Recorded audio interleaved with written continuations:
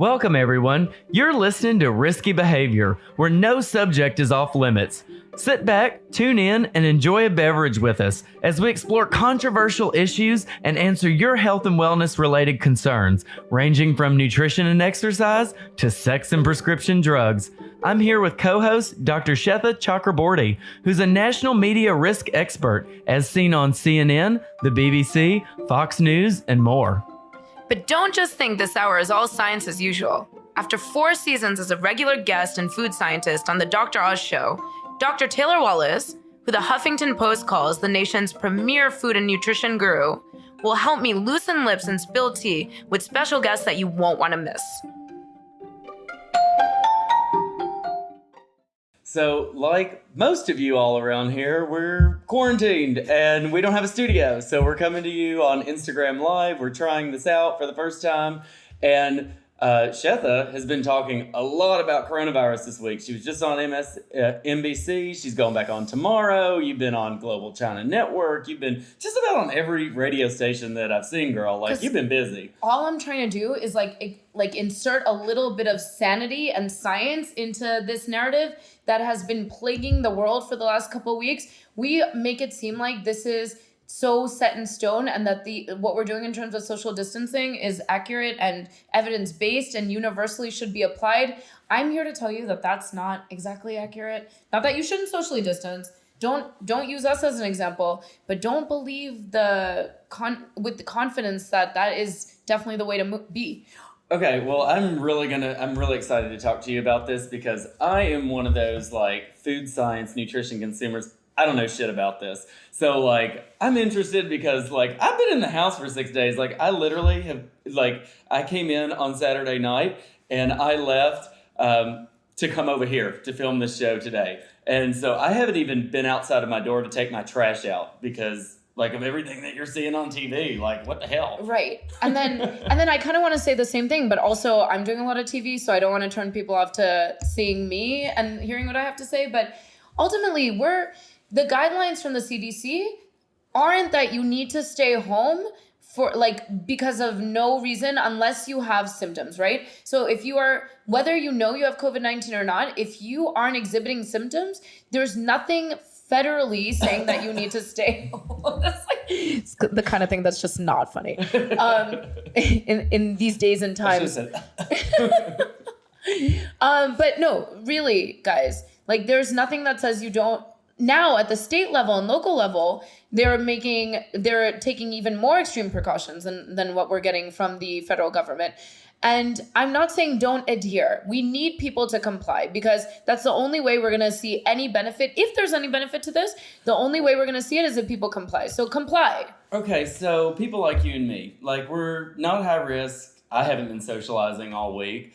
But older people and people with infants, young children, they should probably steer clear, right? I mean, even if they don't show signs and symptoms, they need to be a little bit more precautious. Right. And so this is the terminology that the UK government initially for a while, a bunch of modelers put in assumptions into a model with the literally worst case assumptions you can make and came up with numbers that are really terrifying. And so if you see numbers like that, then you are going to respond in a way that is going to be potentially an overreaction to the reality of the risk. Because the spectrum of something really affecting us as a virus it varies. You can put in the best case scenarios and the worst case scenarios. And right now, we as a global populace are operating on the worst case scenarios. That being said, for vulnerable populations, 100%, the strategy should be for you to protect yourself in the way anyone else would, but also for the government to cocoon vulnerable populations. So those who are vulnerable, let's come up with policies for them. But it should not be disrupting our lives the way it is. There's ripple effects to this. You know, I drink enough of wine, honey. I think it's just going to get rid of it. No, wine will not get rid of your coronavirus or prevent you from getting it. It actually downs your immune system. So you shouldn't drink a lot and go out and make contact with people if you're going to make contact, kind of like what I'm doing right now. I see a bunch of people are following us on Instagram Live. So if you all have specific questions, send us a question and we'll answer it through the show. You can hashtag us at Risky Behavior DC. We hope you share the Instagram Live. But I wanted to mention also like something that's scary to me. So Johns Hopkins University, there's a professor and a graduate student that created kind of this interactive like bubble map. You can like look it up, but you can see like where all the bubbles are with the coronavirus like worldwide. And you see it's really concentrated in Europe. It's just started to become an issue in the US. China, it's kind of dying down, right? I mean... Yeah, so this, like, a virus has a life cycle like anything does. And we call that the curve. And you've been hearing a lot in the news about flattening this curve. And the idea is that when a virus is infecting, it hits peak transmission. And we want to reduce that peak transmission so that ultimately we don't overwhelm the public healthcare structures across the world. In the United States, we're better prepared. We have better primary healthcare structures. Places like India or Africa, the last thing you want is like huge amounts of people coming in with the same needs of critical care at the same time. Because they're not just, they don't have like the protective equipment that we have. I mean, we're having this huge issue of like face masks and gloves and things like that because people like you and I are going out and buying them all, and then, you know, they're not available to healthcare workers. Well, think about it. We're struggling. The U.S. is the best public healthcare system, primary healthcare system in the world. And the U.S. has found itself like outside naked in this situation. Like we're struggling. We don't have everything that we need given the worst case scenario. Let's say everybody ends up at the hospital at the same time. Okay, so like I said, I'm relatively like naive to a lot of this. You've been studying it all week because you've been on national TV over and over with it. I don't think a lot of people realize, like, when we go on these national TV shows, we put hours into making sure that we're accurate and correct. Nothing is worse than being called out, saying something incorrect, and then being told that you were wrong on national television. That's the end of your career. So, yeah, we're careful about that. Yeah. So, I mean, like, I'm trying to get my grasp around this. Okay, from a food standpoint, we're seeing that people like are just going to grocery stores and convenience stores. You know, they're buying up all the toilet paper. You can't find Purell to save your damn life in DC. And, you know, I want to address it from a food supply chain issue because a lot of people have sent me questions online about that. Things that we import from China, they're mostly dry ingredients. So for instance, like Purell hand sanitizer, a lot of those types of products are cheap to make, so it's outsourced to China. And that's why you don't see a lot of Purell around, because we can't just make a lot of it and get it, get it distributed that quickly. Food is kind of the same way. So if you take things like fruits, vegetables, perishable items like meat, eggs, things like that, we're not really at a risk for a huge shortage. You might not get your favorite food, but, you know, like pizzas and microwavable stuff and processed foods, you know, obviously the more safe things to pick, but they're not going to go anywhere anytime soon. So you don't have to panic on a food side. Thank you for saying that. I think so. Okay. This is where our expertise is really well aligned, right? So I think people are massively overreacting, and it's because here is a novel risk that has emerged. This ticks off every box in our brains in terms of why we perceive and attribute higher frequency and probability to risk despite the reality of that risk. COVID-19. So explain social amplification, like, to the audience, because you were talking about this before the show, and I thought it was actually really fascinating. And you're a behavior scientist by training. I think it's a really good point. So I really want to ask people to think about why we are reacting to this risk the way we are versus other risks that kill more people every year. Let's talk about America and Americans for a second. There are disease states that consistently yearly kill people in the tens of thousands to hundreds of thousands. And we don't throw everything in the kitchen sink to save those people from dying, despite the fact that we know those interventions could very well save lives. Why are we doing that for? Worst case scenario, again, if the mortality rate is the worst case scenario, I appreciate that we're talking about hundreds of thousands of Americans killed. Let's say more realistically, it's on the lower side. Now we're talking about thousands or tens of thousands killed, which on the ranking of risks is still massively low for what kills Americans. So why are we overreacting to this versus other things that kill us? Here's why, right? is because it is novel. It impacts the elderly. It is potentially endemic. It has catastrophic potential. It has exceptional fear and dread. These are all triggers in our brain because of how our brains are wired that we are reacting. And it's involuntary. So we're being exposed to it against our will, which is unlike getting in a car and driving it, despite that risk being really high. So I want to give out a couple of statistics, and then I'm going to go even more controversial. Okay, so statistics to date, there have been 11,299 deaths worldwide. Obviously, 4,000 of those deaths have been in Italy. There are 272,351 cases, and this is all according to Johns Hopkins University, that have been diagnosed Science worldwide. first. And, obviously, 47,000 in Italy and 81,000 in China. Okay, so there are your statistics. So you started the kind of overpopulation thing, and I've been kind of talking about this for a while. Okay, pandemics, overpopulation, Natural right? selection. Natural selection. It happens. Like we've been He saying said that, this, not I me. think. Well, I mean, hey, I said this like 4 months ago on one of our radio shows that we were on, where I was saying, the problem, and we were talking about it from a food supply chain issue, but I'm saying the problem is that there's too many of us. And we're as the metropolitan areas grow, we're all living closer together. And it's kind of asking for a pandemic, don't you think? Oh, I yeah. mean, So 100%. So just to tie up the last thought, and then I'll address this. When we feel that something is out of our control, we exert control. And that's why you're seeing people like panic and buy up toilet paper and food supplies. I'm carrying around Clorox wipes. I'm not going to lie to y'all. So, I walked over here with a bag of Clorox wipes. They're sitting over on the counter. It's a sense of control, right? So that's what people do there. Now, in terms of why this has emerged from human behavior, it's exactly a good example of what we were just talking about. Like, human behavior is fascinating and it's complex. And the reason we need to re-exert control is to feel that we are dominating the situation. In the same way, we have been trying to dominate our environment. And so you have people that think we have massive amounts of people and we have a warming planet. And we think that we deserve or have some control over the natural environment. I don't know where that comes from, except from the Well, they teach wiring us of our as brains. scientists that natural selection always wins, basically. Okay. And there's soon to be 11 billion of us on this earth. I mean, and I think it's going to be an issue, from a number of angles. Taylor's getting real controversial real fast.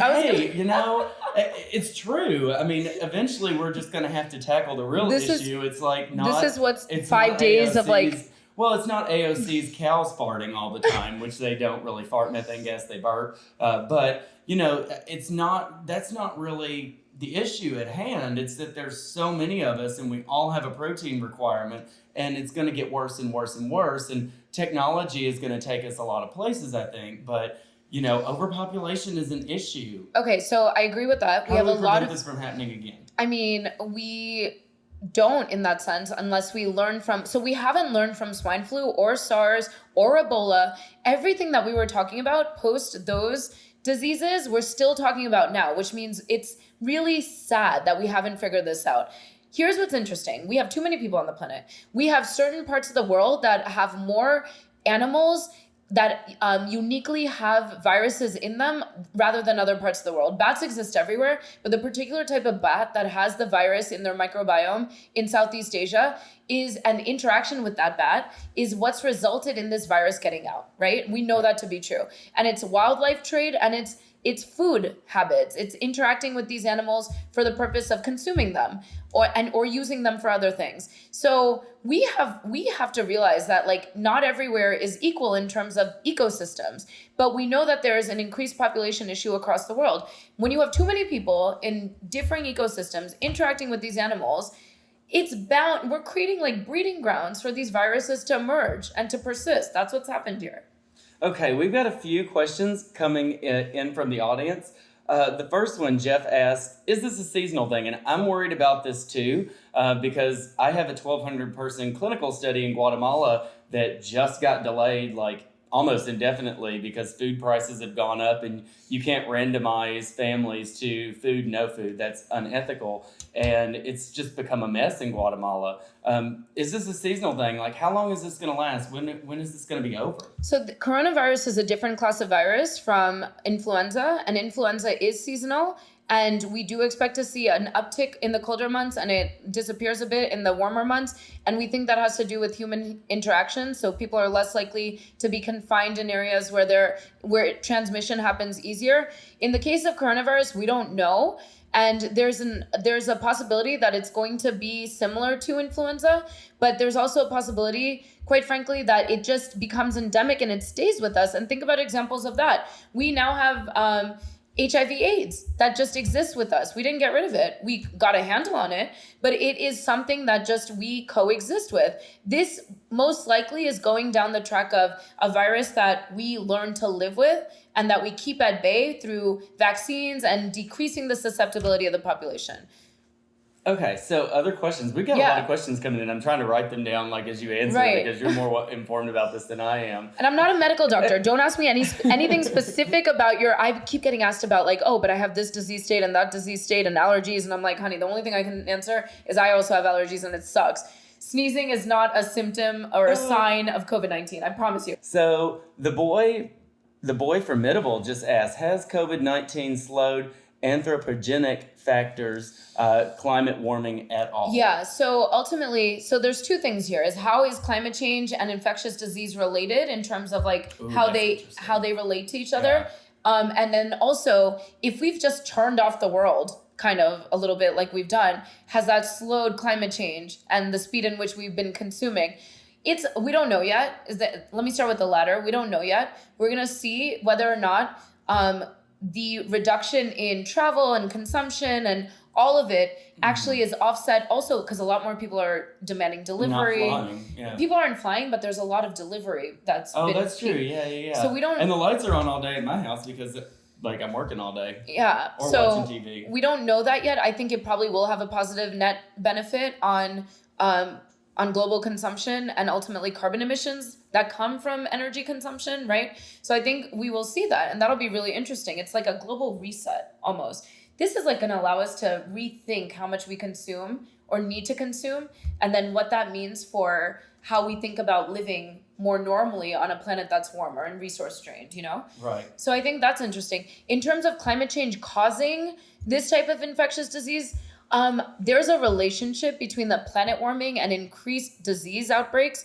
We know I'm part of EcoHealth Alliance's Leadership Council, and the surveillance that's done when nobody cares about any of this, when it's quiet, when no disease is out there, nobody cares. It's the same way nobody cares to take people are telling you to take the flu vaccine and you're not taking it because you're complacent. That's what I get my flu shot every year. Good. I'm kind of a germaphobe. Get your flu shot. But ultimately, people... If the coronavirus vaccine comes out, get it too. Yes, it'll come out. We just don't know like how effective it will be. At some point, even if it's not effective, somebody's going to be like, there's a vaccine, it's out, it's effective, and everyone's going to be like, yay, and go back to normal. I do have one other topic that I want to get into because, I'm very bipartisan, so I want to talk about our lame duck president. And, okay, could we have been more prepared? I mean, a lot of people have been talking about this. Is this a thing? Like, some people are saying he's been racist because he's cutting off travel to certain countries. Now they're saying it was a good thing. Could we have done something earlier? Should we have done something earlier? Okay, so... What's the deal?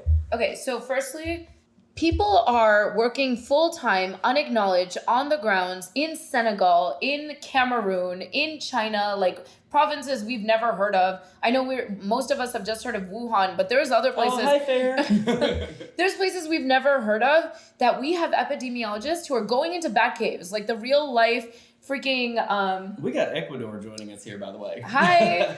No, who's that guy? Indiana Jones. We have like Indiana Jones type people that go into bat caves and are literally looking at the potential for viruses to Go into bat caves. Yeah, they're literally looking at zoonotic disease transfer And Girl, whether I was just in Mexico, and I went into a cenote. There's This those is little not caves Batman. underwater, and a bat flew out at me. Girl, I thought I was going to run out of that place. yeah, like we have an entire network around the world that's keeping eyes on hotspots, right? To see where this zoonotic disease transfer can happen. It can come from a civet cat. It can come from a camel, which is what happened with MERS. It can come from monkeys, which is what happened with HIV. Like, we know that these diseases come from animals, okay? Zoonotic disease transfer. Now, to call it like the Chinese disease is so obnoxious because it could happen anywhere in the world. Why would we point that out aside from trying to propagate xenophobia and racism? Because ultimately it can pop up anywhere. And what you end up doing, and what our lame duck president has ended up doing, is identifying a population of people with bad behavior and bad habits. To be fair, it's bad behavior and bad habits, but we don't need to call out Chinese practices because equally we've had that across so many cultures and so many situations. We need to rethink of how we think about our interaction with animals and ecosystems, because we don't have the luxury of being like, oh, we are the dominant species and we own you, bat, we own you, camel. No, they have their entire own ecosystems that existed well before us that are like, no, fuck you, humans. Not only are we gonna like get out, we're gonna mutate and we're gonna create like such a problem for you that we're gonna throw $1 trillion and completely destroy your economy and your livelihoods. So let's take a little respect for the viruses that have been around for longer than we have and let them stay there. Let's not mess with bats and cut them up and trade them and eat them, because we don't need to expose these viruses to the world. And that's what happened here. I'm not trying to eat a bat anytime soon. You're preaching to choir, honey. Like, I won't even get around one in a cave in Mexico. I mean, and you know those little fruit bats, they don't even bite. And I'm like sitting there trying to take pictures and it flies out at me. I run away from it. So now we've like let this virus out, right, into the population, and it's making its way from country to country. And it might, like other viruses, just finally die out, because ultimately if you're too much of a killer of your host, then who are you gonna move to, right? And that's what happened with Ebola. That's what happened with SARS. They were too deadly to survive. So there needs to be that sweet spot between infecting your host and also them being healthy enough to be able to be passed on and continue to survive. That's what's scary about this COVID-19, is that it's highly transmissible and it doesn't kill everyone. So it continues to just like persist. But we haven't not seen this before. That's influenza. That's swine flu. That's every year we get the seasonal flu. It's a very similar kind of concept. We've released this virus now into the world. That was our fault. So we need to stop saying we're at war. They didn't want war. They should be pissed at us. And coronavirus should be mad at us. Like, why didn't you leave me alone? Oh my gosh. Well, you know, coronaviruses are actually very common. This one is not, but there are actually thousands of coronaviruses that are harmless. Right, but these are single-celled or very simplistic organisms, so it's easy for them to manipulate, to mutate. Whereas us humans, we're not going to turn into X-Men anytime soon because we are very complex. Okay, but I'm just going to tell y'all this. Like, if you all are freaked out about this shit, do not watch Contagion. If you all remember, like, about a decade ago. Oh, that's a real movie. Oh, it's a real movie. I read the book in high school, and then the movie came out about 10 years ago, and I watched it. And I kind of was like, last night, like, my old roommate texted it to me and was like, have you seen this video? And I, like, watched it again, and I'm like, oh, girl. Okay, Contagion, you guys, was based on the worst-case scenario of a worst-case situation. It's not fantasy. It's not Hollywood. It could really happen. This COVID-19 is not Disease X. So that movie was featuring Disease X, which epidemiologists and infectious disease experts are really worried about that lethal combination of a disease that's highly transmissible, like this, like COVID-19, or like a swine flu, like a influenza virus, that also is lethal. That combination will result in, and that's what this isn't, that we need to keep in mind, martial law lockdown, where we literally, that's it, we're home and we're done. That's it. You're not going to go out. Like we're like that in DC anyway. Not really, because people are still going outside because nobody's that scared. Think about it, right? If you were that scared. I haven't been outside in 6 days. But if you thought you were going to go outside and start to melt, if you thought this was a bioterrorist attack or something that was going to make you like bleed out of your eyes, would you go outside? No, but I haven't gone outside anyway. I'm not trying to get this shit. I mean, he's at risk right now. No, we're not taking this lightly. My point is you can convince people to comply to severe social distancing measures if they're not scared enough. And ultimately, this isn't a scary enough disease to make people really listen to their local governments, which is a shame because we're going to end up finding that there was no real benefit to destroying people's lives and livelihoods at the winning of like saving maybe 100,000 something lives. I'm not trying to be insensitive here, but how much are we paying per life saved? What, like $10 million? Shit, I will just die. I would love to get $100 million in my bank account if that's how much we're paying per life saved. I know that's controversial, but it's true. Why aren't you staying home? You're not staying home because you're not really that scared. That is so off-brand. Wait. We're going to wrap things up in just a few minutes. So if you have any questions, make sure to send them over to us, and we will we'll get them answered. Oh, I have so much more to say, though. Oh, well, so keep going. I mean, it's just disrupted everybody's lives. I mean, Yeah. you know, my research is like shit now. I mean, I'm not even really allowed to go back on campus right now. My classes have been moved to completely webcast, so that was a little bit of an extra burden. So my students are out for the rest of the semester. They're taking all their classes online. They've been offered their tuition back. They're dropping class and left and right. So, I mean, man, if this is overkill, I mean... This is overkill. Really, okay. Really... So let's say we are COVID-19, let's say worst case scenario, worst case kills close to 1 million, infects close to 1 million people, okay? Based on the worst case transmissibility rates that we have. So are we willing to throw everything without any real evidence about whether or not these combinations of measures work and add much benefit? Should we do that and disrupt everybody's socioeconomic situation? And what about the mental health implications? You're asking people to stay home for I've prolonged... never felt better because now I'm over here. You're the first person I've seen in 6 days. Yeah, but not outside of everybody one has class. that. Not everybody has that luxury, and we have 40,000 suicides in the U.S. annually. I want to get to everybody's questions because we have a couple more questions coming in. The next one is, what are, if any, some of the silver linings that result from this whole coronavirus shit? Like, I have the same question. I'm like, maybe this is a wake-up call. Like, that's kind of where I was going with the whole question on overpopulation. What's the answer? No, I definitely think, okay, so I think where you were going with that could be really controversial. This is self-selection and just taking out the weak and vulnerable. No, we're not saying that. We love our parents and our grandparents, and we're not saying that this should kill anyone. We should build capacity to protect those that require critical care. It's also going to be a long time before a vaccine comes out. I think a year to year and a half at Trump least, yeah. was like, insinuating that we were on the brink of something the other day in his press release. We're not. Yeah. And numerous scientists from various fields across the globe have said that. I mean, vaccines take a lot to develop. You have to go through their and you phases. Have to go through the safety reviews. I mean, efficacy, you just don't want to, tolerability. Yeah, so it cures, like, it prevents you from getting coronavirus, but does it do something else that's even more harmful to the individual? Let's talk about mortality rates. Like, mortality rate isn't very high with the coronavirus. Like, if you think about that movie I was talking about, Contagion, the mortality rate's super high, right? But with coronavirus, it's rather low, very comparable to the flu in Western countries. Obviously, like you said at the beginning of the show, in China, places that are less developed, they don't have as adequate of healthcare systems.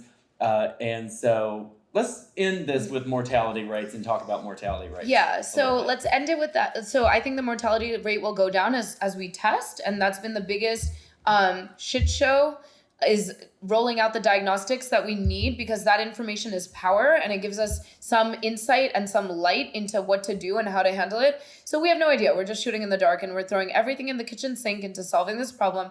So the mortality rate, I am pretty confident, as is the data coming out of South Korea, that will go down. So this will be worse than flu, maybe equivalent to flu, or slightly worse than flu. So I want that to be the silver lining in this, is we are definitely seeing the worst case scenarios, and the reality is much, much closer to not as bad as we think. Ebola initially thought was going to infect 1.5 million people in Africa. It ended up being 25,000. Initial models are always way over the reality of the truth, okay? So I want people to know that. And also, let's think of this as a global reset. We are going to take some time to realize that, wait, we don't need to eat and consume and travel and fly and do everything that we've gotten very accustomed to as a global populace, let's take a step back and be like, wait, we can just be and give our planet a chance to recover? Well, like the dolphins in Italy? And I actually heard on the news, earlier that, oh my God, I totally forgot this. I had too much wine. Like, It's good. This is why we need to be in the studio. We've gone over time. We've gone over time. Like and our producer's not here. Brandon, help! So, oh my God, he literally just was like, turn it off. Oh, okay. Well, we'll go on and end it today. Hey, for those of you all who joined us online or on Instagram, thank you so much.